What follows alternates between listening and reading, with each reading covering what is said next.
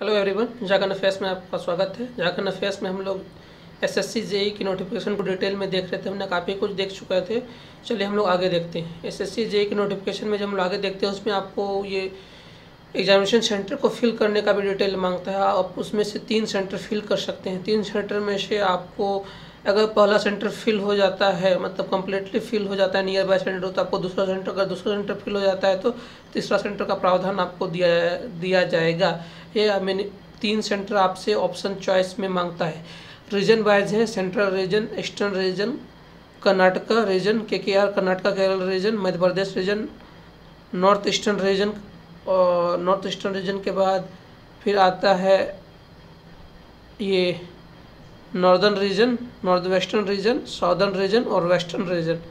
ये सारे रीजन में आप आपका जो रीजन आता है, आप अपने रीजन वाइज में जो भी आपका सेंटर आता है उसमें से 3 सेंटर आपको चूज करने, आपका मिनिमम आपको 3 सेंटर चूज करना है। इसलिए आपको बोला जाता है कि आप अपना सेंटर पहले ही फॉर्म भर ले, क्योंकि सेंटर फिल हो जाने के बाद आप अपना प्रॉपर एग्ज़ाम सेंटर चूज नहीं कर सकते। इसलिए आप near by exam centre choose करना चाहते हैं तो फॉर्म आप पहले ही भर लें। आपका जो भी रीजन आता है, नियर बाय सिटी आपका जो मिल रहा है उसमें आप भर लीजिए, क्योंकि बहुत जल्दी ये फिल हो जाता है। अगर आप सिटी से बाहर भी चूज कर सकते हैं, ऐसा नहीं है कि आप आउटसाइड द स्टेट या फिर रीजन आप सेंटर नहीं चूज कर सकते। आउटसाइड द स्टेट और भी आप सेंटर चूज कर सकते हैं। चलिए उसका आगे हम लोग देखते हैं। 3 सेंटर चूज करने का, उसको कैंसिल करने का भी प्रावधान है, पूरा राइट है कमीशन के पास। उसका चलिए हम लोग फॉर्मेट को देख लेते हैं। एग्जामिनेशन में फॉर्मेट कैसे होंगे। 2 पेपर का एग्जाम होता है, प्रीलिम्स का एग्जाम, एसएससी का पेपर 1 पेपर 2। उसमें पहला पेपर जो होता है, मतलब पेपर 1 जो प्रीलिम्स होता है वो कंप्यूटर बेस्ड होता है। उसमें पहला होता है जनरल इंटेलिजेंस और रीजनिंग, वो 50 मार्क्स का होता है, वो भी 2 घंटे का होता है, 50 मार्क्स। और एक जनरल इंटेलिजेंस और रीजनिंग और जनरल अवेयरनेस, दोनों 50-50 मार्क्स का होता है। उसका उसमें से भी और दूसरा जो होता है वो 100 मार्क्स का होता है। उसमें एक जो होंगे 100 मार्क्स का आपके जो ब्रांच पेपर होंगे, आपका मान लीजिए मैकेनिकल है, सिविल है या फिर इलेक्ट्रिकल है, वो होगा। मीन्स टोटल 200 मार्क्स का होता है प्रीलिम्स का पेपर। टोटल 200 मार्क्स का प्रीलिम्स का पेपर होता है।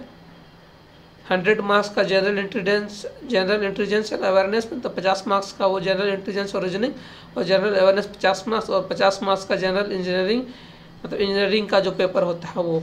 उसका कन्वेंशनल पेपर होता है, वो टोटल 300 मार्क्स का होता है। इस तरह से इसका फॉर्मेट है।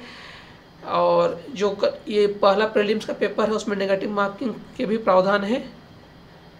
उसमें नेगेटिव मार्किंग के प्रावधान है, मतलब 1/4 मार्क्स नेगेटिव मार्क्स के प्रावधान है। मतलब 1/4 मार्क्स आपको नेगेटिव, मतलब 0.25% मार्क्स डिडक्ट किए जाते हैं।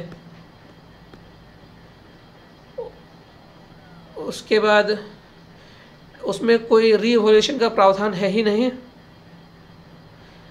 और पेपर 1 को नॉर्मलाइज किया जाता है, मतलब जो हमारा ये पहला पेपर है जिसमें जनरल इंजीनियरिंग नहीं, जिसमें मतलब जनरल अवेयरनेस और रीजनिंग का पेपर है, उसको नॉर्मलाइज कर दिया जाता है फार्मूला के तहत।